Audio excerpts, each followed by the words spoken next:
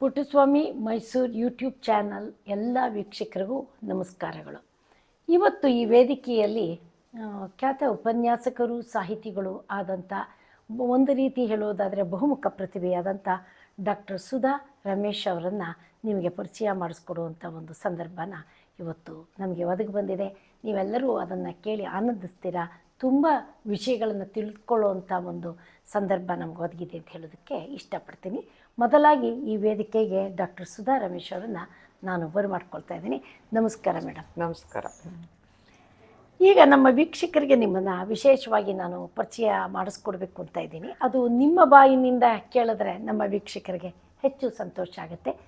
ನೀವು ಹುಟ್ಟಿದ್ದು ಬೆಳೆದಿದ್ದು ನಿಮ್ಮ ತಂದೆ ತಾಯಿಯ ಒಂದು ಕಿರು ಪರಿಚಯವನ್ನು ತಾವು ಮಾಡಿಕೊಡ್ಬೇಕು ಅಂತ ಹೇಳಿ ನಮ್ಮ ವೀಕ್ಷಕರಿಗೆ ಕೇಳ್ತಾ ಇದ್ದೀನಿ. ಧನ್ಯವಾದಗಳು. ಎಲ್ರಿಗೂ ನಮಸ್ಕಾರ. ನಾನು ಮೈಸೂರಿನಲ್ಲೇ ಹುಟ್ಟಿದ್ದು ಮತ್ತು ಬೆಳೆದಿದ್ದು. ನಮ್ಮ ತಂದೆಯವರು ಸರ್ಕಾರಿ ಸೇವೆಯಲ್ಲಿ ಇದ್ದಿದ್ದರಿಂದ ಬೇರೆ ಊರುಗಳಲ್ಲೂ ಬೆಳೆದಿದ್ದೀನಿ. ಆದರೆ ಮುಖ್ಯವಾಗಿ ನಾನು ಬೆಳೆದಿದ್ದು, ನನ್ನ ವಿದ್ಯಾಭ್ಯಾಸ ಎಲ್ಲ ಮೈಸೂರಿನಲ್ಲೇ ಆಗಿದ್ದು. ಆದ್ದರಿಂದ ನಾನು ಮೈಸೂರಿನವಳೆ. ನನ್ನ ತಂದೆಯವರು ವೃತ್ತಿಯಿಂದ ಎಂಜಿನಿಯರ್ ಆಗಿದ್ದರು. ಆಗಿನ ಕಾಲದಲ್ಲೇ ಅಂದರೆ ಒಂದು ಶತಮಾನದ ಹಿಂದೆಯೇ ಅವರು ಎಂಜಿನಿಯರಿಂಗ್ ಪಾಸ್ ಮಾಡಿದರು. ಮತ್ತು ನಮ್ಮ ತಾಯಿಯವರು ಕೂಡ ಮೈಸೂರಿನವರೇ. ತಂದೆಯವ್ರ ಹೆಸರು ಸುಬ್ರಹ್ಮಣ್ಯಂ, ತಾಯಿ ಹೆಸರು ಸೀತಾಲಕ್ಷ್ಮಿ. ಗೃಹಿಣಿ. ಅವರು ಬರೀ 4 ಕ್ಲಾಸ್ ಮಾತ್ರ ಓದಿದ್ರು.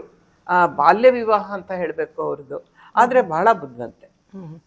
ಆಗಿನ ಕಾಲದ 4ನೇ ಕ್ಲಾಸ್ ಅಂದರೆ ಭಾಳ ಒಳ್ಳೆ ವಿದ್ಯೆನೇ ಇತ್ತು ಅಂತ ನಾವು ಪರಿಗಣಿಸ್ಬೋದು. ಯಾಕಂದರೆ ಆವಾಗ ಶಿಕ್ಷಣದ ವ್ಯವಸ್ಥೆ ತುಂಬ ವಿಶೇಷವಾಗಿತ್ತು. ನಿಮ್ಮ ಈ ಒಂದು ವಿದ್ಯಾಭ್ಯಾಸದ ಕ್ರಮದಲ್ಲಿ ತಮಗೆ ಈ ಒಂದು ನ್ಯಾಚುರಲ್ ಸೈನ್ಸ್ ಅಂತ ಏನು ಹೇಳ್ತೀವಿ, ವನ್ಯ ಗಿಡಗಳು ಆಗ್ಬೋದು ಅಥವಾ ವನ್ಯ ಪ್ರಪಂಚ, ಪ್ರಾಣಿ ಪ್ರಪಂಚ, ಎಲ್ಲದರ ಬಗ್ಗೆಯೂ ನೀವು ಬಹಳ ಒಳಹೊಕ್ಕಿ ಬಹಳ ಆತ್ಮೀಯವಾಗಿ ಅದರ ಬಗ್ಗೆ ತುಂಬ ಒಂದು ಸಂಶೋಧನಾತ್ಮಕವಾದ ಕೆಲಸವನ್ನು ಮಾಡಿ ಕಡೆಗೆ ಮೈಸೂರು ಮಹಾರಾಣೀಸ್ ಕಾಲೇಜಿನಲ್ಲಿ ಪ್ರಿನ್ಸಿಪಾಲ್ ಆಗಿ ನೀವು ನಿವೃತ್ತಿಯನ್ನು ಹೊಂದಿದ್ದೀರಾ ಅಂತ ನಾನು ಕೇಳ್ಪಟ್ಟಿದ್ದೀನಿ. ನಿಮಗೆ ಈ ಗಿಡ ಮರಗಳು ಮತ್ತು ಈ ಪ್ರಾಣಿ ಪಕ್ಷಿಗಳ ಒಡನಾಟ ಹೇಗಾಯಿತು, ಅದರ ಬಗ್ಗೆ ವಿಶೇಷವಾದ ಆಸಕ್ತಿ ಮೂಡೋದಕ್ಕೆ ಏನು ಕಾರಣ ಆಯಿತು ಅಂತ ನಮ್ಮ ವೀಕ್ಷಕರಿಗೆ ತಿಳಿಸ್ಕೊಡ್ಬೇಕು ಅಂತ ಕೇಳ್ತೀನಿ. ನನಗೆ ಚಿಕ್ಕ ವಯಸ್ಸಿಂದಾನೇ ಪ್ರಾಣಿ ಪಕ್ಷಿ ಗಿಡ ಮರಗಳು ಅಂದರೆ ತುಂಬ ಆಸಕ್ತಿ ಇತ್ತು. ಹಾಗಾಗಿ ನಾನು PUCನಲ್ಲಿ PCB ತಗೊಂಡೆ. ಮತ್ತು ಮುಂದಕ್ಕೆ ಬಯಾಲಜಿ ಅಥವಾ ಜೀವವಿಜ್ಞಾನವನ್ನೇ ಕಂಟಿನ್ಯೂ ಮಾಡಿಕೊಂಡೆ. ಎಲ್ಲಿ ಮೈಸೂರು ಮಹಾರಾಣೀಸ್ ಕಾಲೇಜ್ನಲ್ಲೇ ಓದಿದ್ದೇನು ತಾವು? ಇಲ್ಲ, ನಾನು PUCವರೆಗೆ ಕ್ರೈಸ್ತ ಕಿಂಗ್ ಕಾನ್ವೆಂಟ್, ಮತ್ತು ಅಲ್ಲಿಂದ ಶಾರದಾ ವಿಲಾಸ್ ಕಾಲೇಜ್ನಲ್ಲಿ ಪದವಿ ತೆಗೆದುಕೊಂಡಿದ್ದು. ಅಲ್ಲಿ ನಾನು CBZ ಕಾಂಬಿನೇಷನ್ನಲ್ಲಿ ನಮ್ಮ ಪ್ರಾಣಿ ವಿಜ್ಞಾನ ವಿಭಾಗಕ್ಕೆ ನಾನೇ ಮೊದಲು ಬಂದಿದ್ದು ಆ ವರ್ಷ. ಅಂದರೆ ನೀವು ಈ ಪ್ರಾಣಿ ವಿಜ್ಞಾನ ಮತ್ತು ಗಿಡಗಳ ಬಗ್ಗೆ ನೀವು ಅಧ್ಯಾಪನ ಮಾಡಿದ್ದೀರಾ ಅಂದರೆ ಚಿತ್ರಕಲೆಯ ಬಗ್ಗೆಯೂ ನಿಮಗೆ ಸಾಕಷ್ಟು ಅನುಭವ ಇದೆ ಅನ್ನೋದು ಸೂಕ್ಷ್ಮವಾದ ವಿಷಯ. ಯಾಕಂದರೆ ನೀವು ಪ್ರಾಕ್ಟಿಕಲ್ಸ್ ಎಲ್ಲ ಬರೀಬೇಕು, ಅದಕ್ಕೆಲ್ಲ ರೆಕಾರ್ಡ್ಸಲ್ಲೆಲ್ಲ ಮಾಡ್ತೀರಾ. ಸೊ ಚಿತ್ರ ಕಲೆಯಲ್ಲೂ ತಮ್ಮ ಒಂದು ಪ್ರವೇಶ ಇದೆ ಅನ್ನೋದು ಅನಿಸುತ್ತೆ. ಇಟ್ಕೊಂಡಿದ್ದೀರಾ ಏನಾದ್ರು ಆ ಥರ ತುಂಬ ಚಿತ್ರಗಳನ್ನು ಬರೆದಿದ್ದೀರಾ? ಆ ಚಿತ್ರಗಳು ಬರೆಯೋದು ಅಂದರೆ ಮುಖ್ಯವಾಗಿ ನಾನು ನನ್ನ ವಿಷಯಗಳ ಬಗ್ಗೆ, ಅಂದರೆ ಸಸ್ಯ ವಿಜ್ಞಾನ ಪ್ರಾಣಿ ವಿಜ್ಞಾನದ ಬಗ್ಗೆನೇ ಬರೆದಿರೋದುಂಟು. ಅದರ ಬಗ್ಗೆ ಒಂದು ಇದನ್ನು ಇಟ್ಕೊಂಡಿದ್ದೀನಿ ಅಷ್ಟೇ ಹೊರತು ಮಿಕ್ಕಿದ ಒಂದು ಇದು ಹೇಳಬೇಕಾದ್ರೆ ನಾನು ಚಿತ್ರಕಲೆಯ ಆರಾಧಕಳು ಹೌದು, ಅಷ್ಟು ಮಾತ್ರ ಹೇಳಬಲ್ಲೆ. ನಂತರ ಹೇಳಿ ಮೇಡಮ್, ನೀವೀಗ ಉಪನ್ಯಾಸಕರಾಗಿ ವೃತ್ತಿಯನ್ನು ಪ್ರಾರಂಭ ಮಾಡಿದ್ರಿ. ಇನ್ನೊಂದು ಕಡೆ ನಿಮ್ಮ ವೈಯಕ್ತಿಕ ಜೀವನದಲ್ಲಿ ಸಂಸಾರ ನಡೀತಾ ಇತ್ತು. ಇದು ಎರಡನ್ನೂ ಸಮತೂಗಿಸ್ಕೊಂಡು ಸುಮಾರು ನಮ್ಮ ಮುಂದೆ ಇಲ್ಲಿದೆ ನೋಡಿ ವೀಕ್ಷಕರೇ, ಒಂದು 20ಕ್ಕೂ ಹೆಚ್ಚು ಕೃತಿಗಳನ್ನು ಬರೆದಿದ್ದಾರೆ. ಇದು ಅವರ ಜೀವನ ಚರಿತ್ರೆಯನ್ನೇ ಬರೆದಿದ್ದಾರೆ. ಅದಲ್ಲದೇ ಸಂಸಾರ, ಸಾಮಾಜಿಕ ಕಾಳಜಿ ಮತ್ತು ಬಡ ವಿದ್ಯಾರ್ಥಿಗಳ ಬಗ್ಗೆ ವಿಶೇಷವಾದ ಕಾಳಜಿ ಇಟ್ಕೊಂಡಿರ್ತಕ್ಕಂಥವ್ರು ಇವರು. ಬಹಳಷ್ಟು ಜನಕ್ಕೆ ಇವರು ವಿದ್ಯಾಭ್ಯಾಸಕ್ಕೆ ಸಹಾಯ ಮಾಡ್ತಾ ಬಂದಿದ್ದಾರೆ. ಒಂಥರ ತುಂಬ ಅಪರೂಪದ ದಾನಿಗಳು ಅಂತ ಹೇಳ್ಬೋದು. ಮತ್ತು ಇವರದ್ದು ಒಂದು ಫೌಂಡೇಶನ್ನು, ಚಿತ್ರ ಫೌಂಡೇಶನ್ ಅಂತ ಮಾಡಿದ್ದೀರ. ಅದರ ಬಗ್ಗೆ ಒಂದು ಸೂಕ್ಷ್ಮವಾದ ಪರಿಚಯ. ನನ್ನ ಮಗಳ ಹೆಸರಿನಲ್ಲಿ ಚೈತ್ರ ಫೌಂಡೇಶನ್ ಅಂತ ಮಾಡಿದ್ದೀವಿ. ಈ ಚೈತ್ರ ಫೌಂಡೇಶನ್ನ ವ್ಯವಸ್ಥಾಪಕ ಟ್ರಸ್ಟಿಗಳು ನಾನು ಮತ್ತು ನನ್ನ ಪತಿ ರಮೇಶ್ ಅವರು. ಇದರಲ್ಲಿ ನಾವು ಬಡ ಮಕ್ಕಳಿಗೆ ಪ್ರತಿ ವರ್ಷ ವಿಶೇಷವಾಗಿ ಸರ್ಕಾರಿ ಶಾಲೆಯಲ್ಲಿ ಓದೋವಂಥ ಮಕ್ಕಳು ಬೇರೆ ಮಕ್ಕಳಿಗೂ ಕೂಡ ಅವರ ಫೀಸ್ ಕೊಡೋದಕ್ಕೆ ಅನುಕೂಲ ಆಗೋ ಹಾಗೆ ಸ್ವಲ್ಪ ಧನ ಸಹಾಯ ಮಾಡ್ತೀವಿ. ತುಂಬ ಹೆಮ್ಮೆ ವಿಷಯ ಏನು ಅಂತಂದರೆ, ಚೈತ್ರ ಫೌಂಡೇಶನ್ನಿಂದ ಹೆಲ್ಪ್ ತಗೊಂಡಿರೋರು ಈಗ ಎಷ್ಟೋ ಜನ ಎಂಜಿನಿಯರ್ಸ್ ಆಗಿದ್ದಾರೆ. ಒಬ್ಳು ಹುಡುಗಿ ಅಂತೂ MS ಮಾಡಿಕೊಂಡು ಲಂಡನ್ನಲ್ಲಿ ಅಲ್ಲೇ ಕೆಲಸದಲ್ಲೂ ಇದ್ದಾಳೆ. ತುಂಬಾ ಆಮೇಲೆ ಇನ್ನೊಂದು ಹುಡುಗಿ ಈಗ ಇನ್ನು ಡಾಕ್ಟರ್ ಓದಕ್ಕೆ ಆಗ್ಲೇನೆ 3ನೇ ವರ್ಷಕ್ಕೆ ಬರ್ತಾ ಇದ್ದಾಳೆ. ಸೊ ಈ ತರ ಎಂಜಿನಿಯರ್ಸ್ ಇದ್ದಾರೆ, ವೈದ್ಯ ಶಿಕ್ಷಣಕ್ಕೂ ಸಹ ತಾವು ಸಹಾಯ ಮಾಡ್ತಾ ಖಂಡಿತ ಮಾಡ್ತಾ ಇದೀವಿ. ಪ್ರೊಫೆಷನಲ್ ಕೋರ್ಸಸ್ಗೆ ಖಂಡಿತ ಮಾಡ್ತಾ ಇದೀವಿ. BA BSc BCom ಇರಬಹುದು ಅಥವಾ ಸ್ನಾತಕೋತ್ತರ ಪದವಿಗಳಿರಬಹುದು, ಎಲ್ಲದಕ್ಕೂ ನಾವು ಸಹಾಯ ಮಾಡ್ತೀವಿ. ಆ ಥರ ನೂರಾರು ವಿದ್ಯಾರ್ಥಿಗಳಿಗೆ ಮಾಡ್ತಾ ಇದ್ದೀವಿ ಅಂತ ಹೇಳೋದಕ್ಕೆ ನನಗೆ ಬಹಳ ಹೆಮ್ಮೆ ಆಗತ್ತೆ. ತುಂಬಾ ಸಂತೋಷದ ವಿಷಯ ಮೇಡಮ್. ನೋಡಿ ಅಲ್ವೇ, ವಿಗ್ರಹಕ್ಕೆ ಅಭಿಷೇಕ ಮಾಡೋದಕ್ಕಿಂತ ಹಸಿದಿರು ಹೊಟ್ಟೆಗೆ ಕುಡಿಯೋದಕ್ಕೆ ಕೊಡೋ ಹಾಲು ಬಹಳ ಅತ್ಯುತ್ತಮ ಅಂತ ಹೇಳ್ತಾರೆ. ಹಾಗೆ ನೀವು ಮಾಡ್ತಿರುವಂಥ ಒಂದು ಕೆಲಸ ತುಂಬ ಶ್ಲಾಘನೀಯ. ಯಾಕಂದರೆ ಎಷ್ಟೋ ಜನಕ್ಕೆ ಓದೋ ಮಕ್ಕಳಿಗೆ ಹಣ ಇಲ್ಲ, ಹಣ ಇರೋ ಮಕ್ಕಳಿಗೆ ಓದಬೇಡ. ಈ ಥರದ ಸಮಾಜದಲ್ಲಿ ನೀವು ನಿಜವಾಗ್ಲೂ ಎಷ್ಟೋ ಮಕ್ಕಳುಗಳಿಗೆ ತಂದೆ ತಾಯಿ ಆಗಿದ್ದೀರಾ ಅಂತ ಹೇಳೋದು ಬಹಳ ತುಂಬ ಸಂತೋಷವಾದ ವಿಚಾರ. ಈ ನಿಟ್ಟಿನಲ್ಲಿ ನೀವು ಬರ್ತಿರುವಾಗ ಆ ಮಕ್ಕಳುಗಳ ವಿದ್ಯಾಭ್ಯಾಸಗಳಿಂದ ನಿಮಗೆ ಒಂದು ರೆಸಿಪ್ರೊಕೆಟ್ ಅಂತ ಏನು ಹೇಳ್ತೀವಿ, ನೀವು ಮಾಡಿದಂಥದ್ದನ್ನು ನೆನಪಿಟ್ಕೊಂಡು ನಿಮಗೆ ಬಂದು ಭೇಟಿ ಮಾಡೋದು, ಅವರ ವಿದ್ಯಾಭ್ಯಾಸದ ಆಗು ಹೋಗುಗಳು ಹೇಗಿದೆ ಅಂತ ಹಂಚ್ಕೊಳ್ಳುವಂಥ ಒಡನಾಟಗಳು ನಿಮಗೆ ಸಿಗ್ತಾ ಇರಬಹುದಾ? ಹಾಂ, ಸಿಗ್ತಾ ಇದೆ, ಖಂಡಿತ ಸಿಗ್ತಾ ಇದೆ. ಅದರಿಂದ ಸಂತೋಷನೂ ಸಿಗ್ತಾ ಇದೆ. ಅಕಸ್ಮಾತ್ ಆ ಮಕ್ಕಳು ನಮ್ಮ ಹತ್ರ ವಾಪಸ್ ತಿರುಗಿ ಬಂದು ಹೇಳಲಿಲ್ಲ ಅಂದ್ರೂ ನಾವು ಮನಸ್ಸಿಗೆ ಏನೂ ಅಂದ್ಕೊಳ್ಳೋದಿಲ್ಲ. ಯಾಕೆಂದ್ರೆ ಒಂದ್ಸಲ ದಾನ ಮಾಡಿದ್ದು ಮತ್ತೆ ಅವ್ರ ಮುಂದಕ್ಕೆ ಬಂದಿದ್ದು ಅಷ್ಟೇ ಸಂತೋಷ ನಮಗೆ ಸಾಕು ಅಂತಲೂ ಅನ್ಸುತ್ತೆ. ಕೆಲವು ಮಕ್ಕಳು ಬರ್ತಾರೆ, ಒಬ್ಬ ಹುಡುಗ ಬರ್ತಾನೆ ಅವಾಗ ಅವನು ಈಗ ಕೆಲವು ತಿಂಗಳ ಹಿಂದೆ ಬಂದ್ಬಿಟ್ಟು ನಮ್ಮನೆ ಮುಂದೆ ಒಂದು ಬೈಕ್ ನಿಂತ ಇದಾಯ್ತು, ಸದ್ದಾಯಿತು. ಬುಲೆಟ್ ಬೈಕ್ ಅಂತ ಗೊತ್ತಾಯ್ತು ನನಗೆ. ನೋಡಿದ್ರೆ ಆ ಹುಡುಗ MCA ಮಾಡಾಗಿದೆ, ಅವನಿಗೆ ಕೆಲಸ ಸಿಕ್ಕಿದೆ, ಮತ್ತಿವಾಗ ತಿರುಗಿ ಅವನು ಡಾಕ್ಟ್ರೇಟ್ ಮಾಡ್ತಾ ಇದ್ದಾನೆ ಮುಂದಕ್ಕೆ. ಅವನು ಬಂದ್ಬಿಟ್ಟು ನಾನು ಬೈಕ್ ತಗೊಂಡಿದ್ದೀನಿ, ನಿಮ್ಮಿಬ್ರಿಗೂ ತೋರಿಸ್ಬೇಕು ಅಂತ ಬಂದೆ ಅಂತ ಹೇಳ್ದ. ಮತ್ತೆ ಆ ಹುಡುಗನ ಆಸೆ ಏನಂತೆ ಅಂತಂದರೆ ನಮ್ಮ IAS ಪರೀಕ್ಷೆ ಪಾಸ್ ಮಾಡಬೇಕು ಅಂತ. ಅವನು ನನ್ನ ಹತ್ರ ಏನು ಹೇಳ್ದ ಅಂದರೆ, ಮೇಡಮ್ ನನ್ನ ಗಾಡಿ ನನ್ನ ಕಾರಲ್ಲ ನೆಕ್ಸ್ಟ್ ಬರೋದು, ನಾನು ಸರ್ಕಾರಿ ಕಾರ್ನಲ್ಲಿ ಬರ್ತೀನಿ ನಿಮ್ಮನ್ನು ನೋಡೋದಕ್ಕೆ ಅಂತ.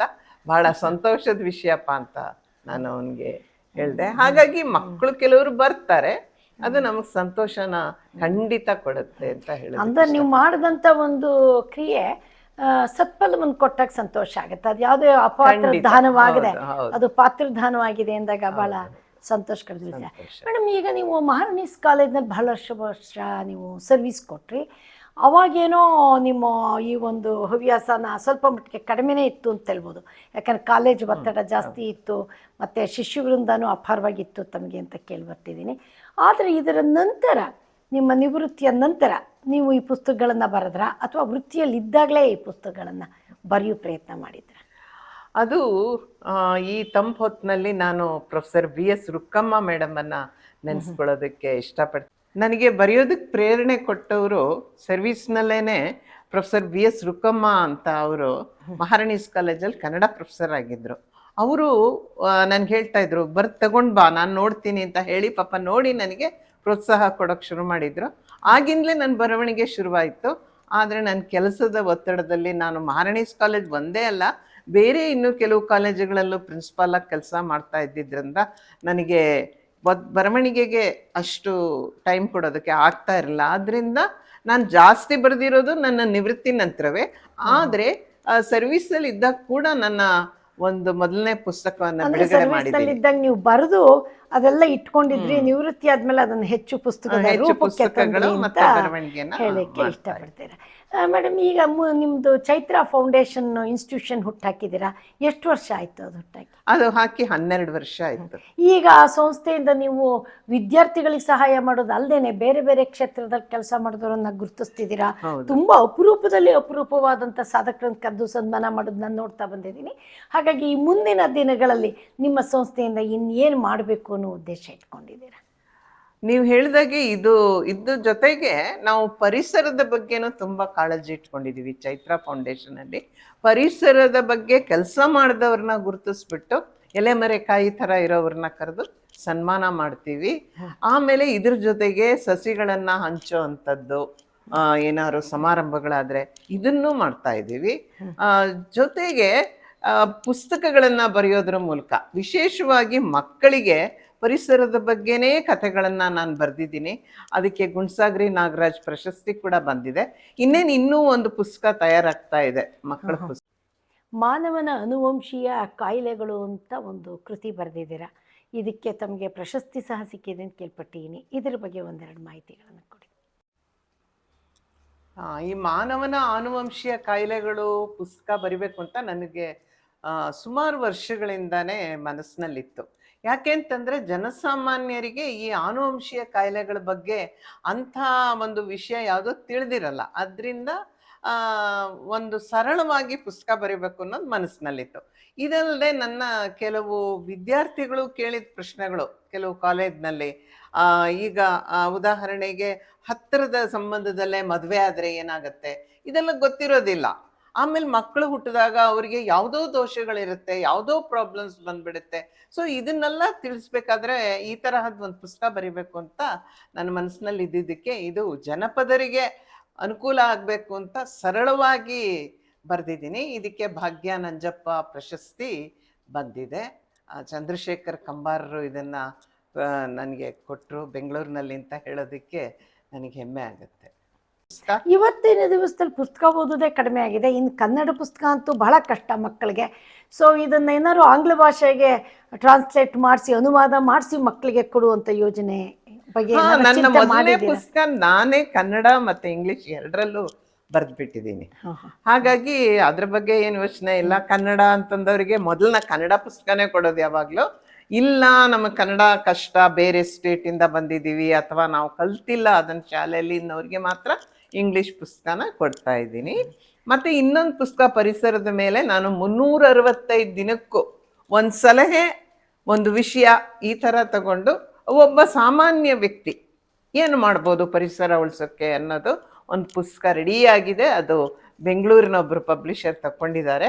ಅದಿನ್ನೇನು ಪುಸ್ತಕ ಹೊರಗೆ ಬರುತ್ತೆ, ಅದು ಕನ್ನಡದಲ್ಲಿ ಇಷ್ಟಪಡ್ತೀನಿ. ಅದು ಕನ್ನಡದಲ್ಲೇ ಇದೆ. ಸೊ ಮುಂದೆ ನೀವು ಇದನ್ನು ಆಂಗ್ಲ ಭಾಷೆಗೆ ಮಾಡಿದ್ರೆ ಬಹುಶಃ ಕರ್ನಾಟಕಕ್ಕೆ ಸೀಮಿತವಾಗದೆ ಇಡೀ ದೇಶ ವಿದೇಶಗಳಿಗೂ ಈ ಒಂದು ಅತ್ಯುತ್ತಮವಾದ ಮಾಹಿತಿ ಹೋಗೋದು ಬಹಳ ಅನುಕೂಲ ಆಗುತ್ತೆ ಅನ್ನೋದು ನನ್ನ ಅನಿಸಿಕೆ ಆಗಿದೆ. ಈಗ ಕಡೆಯದಾಗಿ ನಮ್ಮ ಒಂದು ಈ ಸಂದರ್ಶನದ ಕಾರ್ಯಕ್ರಮದಲ್ಲಿ ಇವತ್ತಿನ ಮಕ್ಕಳಿಗೆ ನಮ್ಮ ಒಂದು ಮನೆಯ ಕಾಂಪೌಂಡ್ ಆಗ್ಬೋದು, ಈಗೆಲ್ಲ ಫ್ಲ್ಯಾಟಲ್ಲಿ ಇರ್ತಾರೆ, ಸೊ ಅಪಾರ್ಟ್ಮೆಂಟ್ ಒಂದು ಕಮ್ಯುನಿಟಿ ಅಂತ ಮಾಡ್ಕೊಂಡಿರ್ತಾರೆ, ಅಲ್ಲಿ ಗಾರ್ಡನ್ಸು ಒಂದು ಸ್ವಲ್ಪ ಇರುತ್ತೆ. ಅಂಥ ಕಡೆ ಈ ನಮ್ಮ ಏನು ಈ ಗಾರ್ಡನ್ ಲಿಸರ್ಡು, ಲೆಪ್ಟೈಲ್ಸು, ಚಿಕ್ಕ ಚಿಕ್ಕದು ಇನ್ಸೆಕ್ಟ್ಸು ಈ ಥರದ್ದೆಲ್ಲ ಬರುತ್ತೆ. ಅಂಥದನ್ನು ಹೇಗೆ ರಕ್ಷಣೆ ಮಾಡ್ಬೋದು ಅಥವಾ ಅದು ಹೇಗೆ ಪೂರಕವಾಗಿದೆ ನಮ್ಮ ನಿಸರ್ಗಕ್ಕೆ ಅನ್ನೋದ್ರ ಬಗ್ಗೆ ನಮ್ಮ ಯುವ ಪೀಳಿಗೆಗೆ ಏನಾದ್ರು ಒಂದು ಎರಡು ಮಾತಿನಲ್ಲಿ ಹೇಳ್ಬೋದಾ? ಹೇಳ್ಬೋದು. ಏನು ಅಂತಂದರೆ ಈಗಿನ ಕಾಲದ ಮಕ್ಕಳಿಗೆ ನೀವು ಹೇಳ್ದಂಗೆ ಅಪಾರ್ಟ್ಮೆಂಟ್ನಲ್ಲೇ ಇದ್ಬಿಟ್ರೆ ಸುಮಾರು ಮಕ್ಕಳು ಅಪಾರ್ಟ್ಮೆಂಟ್ನಲ್ಲಿ ಬೆಳೀತಾರೆ. ಹಾಗಾಗಿ ಅವರಿಗೆ ಈ ಪ್ರಕೃತಿಯ ಒಂದು ಸಂಪರ್ಕನೇ ಕಡಿಮೆ ಆಗೋಗ್ಬಿಟ್ಟಿದೆ. ಆದ್ರಿಂದ ನಮ್ಮ ಈ ಮಕ್ಕಳ ತಂದೆ ತಾಯಿಯರು ಇದ್ರ ಬಗ್ಗೆ ಜಾಸ್ತಿ ಯೋಚನೆ ಮಾಡಿ ಆ ಮಕ್ಕಳನ್ನ ಪ್ರಕೃತಿ ಎಲ್ಲಿ ಜಾಸ್ತಿ ಸಂಪರ್ಕಕ್ಕೆ ಸಿಗುತ್ತೋ ಆ ಒಂದು ಜಾಗಗಳಿಗೆ ಮಕ್ಕಳನ್ನ ಕರ್ಕೊಂಡು ಹೋಗಿ ಅವರಿಗೆ ಅದ್ರ ಬಗ್ಗೆ ಎಲ್ಲ ಸ್ವಲ್ಪ ತಿಳಿಸಿದ್ರೆ ತುಂಬ ಒಳ್ಳೇದಾಗತ್ತೆ. ಯಾಕೆಂತಂದ್ರೆ ಮಕ್ಕಳೇ ನಮ್ಮ ಫ್ಯೂಚರ್ ಪ್ರಜೆಗಳು. ಹೌದು ಹೌದು. ಆದ್ರಿಂದ ಅವರು ಪ್ರಕೃತಿಯ ಬಗ್ಗೆ, ಈ ಒಂದು ಪರಿಸರದ ಬಗ್ಗೆ ಎಷ್ಟು ತಿಳ್ಕೊಂಡು ಅದನ್ನ ಉಳಿಸ್ಕೊಳ್ತಾರೋ ಅವ್ರಿಗೆ ಒಳ್ಳೇದಲ್ವಾ. ಹಾಗಾಗಿ ನಾನು ಆ ನಿಟ್ಟಿನಲ್ಲೇ ಕತೆಗಳನ್ನ ಯಾವಾಗ್ಲೂ ಬರೆಯೋದು, ಪರಿಸರದ ಕತೆಗಳನ್ನ. ಹಾಗಾಗಿ ಪೇರೆಂಟ್ಸು ಮತ್ತೆ ಟೀಚರ್ಸು ಇಬ್ಬರ ಮೇಲೂ ಒಂದು ಜವಾಬ್ದಾರಿ ಇದೆ, ಸಮಾಜದ ಮೇಲೂ ಒಂದು ಜವಾಬ್ದಾರಿ ಇದೆ. ಇವರು ಎಲ್ಲ ಅದನ್ನ ನಿಭಾಯಿಸ್ಕೊಂಡ್ರೆ ಖಂಡಿತ ನಮ್ಮ ಪರಿಸರವನ್ನ ಮೊದಲಿನ ಹಾಗಾಗದೇ ಇದ್ರು ಸ್ವಲ್ಪನಾರು ಸರಿ ಮಾಡ್ಕೊಳ್ಬಹುದು ಅನ್ನೋ ಆಶಾಭಾವನೆ ಖಂಡಿತ ನನಗಿದೆ. ತುಂಬ ಅತ್ಯುತ್ತಮವಾದ ಮಾತುಗಳನ್ನು ಹೇಳಿದ್ದೀರಾ. ನೋಡಿ ವೀಕ್ಷಕರೇ, ಅವ್ರು ಹೇಳೋ ಪ್ರಕಾರ ಏನನ್ಸುತ್ತೆ ಅಂದರೆ ಇವತ್ತು ಶಾಲೆಗಳಿಂದ ರಿಸಾರ್ಟ್ಗೆ ಟ್ರಿಪ್ ಕರ್ಕೊಂಡು ಹೋಗ್ತೀವಿ ಅಂದರೆ ನೀವು ತಂದೆ ತಾಯಿಗಳು, ಪೋಷಕರು ಇಲ್ಲ ಯಾವುದಾದ್ರು ಒಂದು ಒಳ್ಳೆ ನೇಚರ್ ಹತ್ರ ಕರ್ಕೊಂಡೋಗಿ ಪರಿಸರಗಳ ಹತ್ರ ಕರ್ಕೊಂಡೋಗಿ ಮಕ್ಕಳಿಗೆ ಅದರ ಒಡನಾಟ ತೋರಿಸಿ ಅಂತ ಹೇಳುವಂಥ ಮಾತುಗಳಿಂದ ಮಕ್ಕಳಿಗೆ ಹೆಚ್ಚು ಪರಿಸರದ ಒಡನಾಟ ಉಂಟಾಗುವಂಥದ್ದು ನಾವು ಮಾಡಿಕೊಡ್ಬೇಕು ಅನ್ನೋದು ನಮ್ಮ ಇವತ್ತಿನ ಒಂದು ಪ್ರಮುಖವಾದ ಸಂದೇಶ ಅಂತ ನಾನು ಭಾವಿಸಿದ್ದೀನಿ.